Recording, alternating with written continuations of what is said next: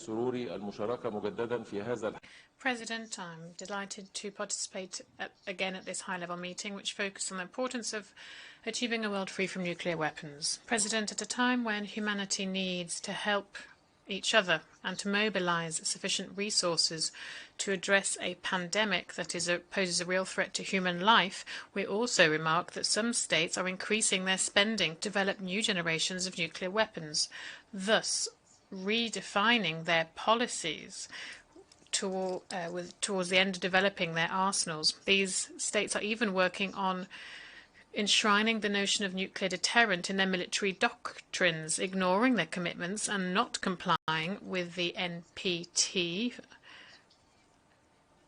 which could destroy the treaty, make it ineffective without any use at all.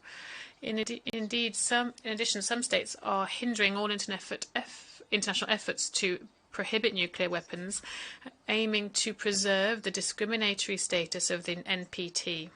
These same states are closing their eyes to the fact that a number of countries remain outside the non-proliferation system.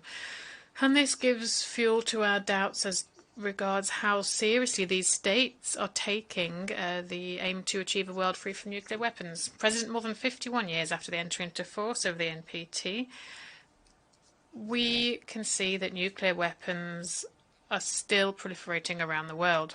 As regards the grave humanitarian consequences which stem from the deliberate use or non-deliberate use of these weapons, it must be shouldered by nuclear weapons states who refuse to adopt any sort of real measures to implement Article 6 of the treaty. In this context, Egypt hopes that the upcoming review conference of the NPT will be an opportunity for all parties to adopt an outcome document which addresses the three pillars of the treaty equally, and one that reaffirms the respect by nuclear states of their commitments, and also one that underscores the need to ensure the universal nature of the treaty and a rejection of the current situation, which is a direct threat to the credibility and feasibility and usefulness of the treaty. President, Egypt calls on all countries who are aware of the current danger to continue their efforts to build a world free from nuclear weapons, including in the Middle East.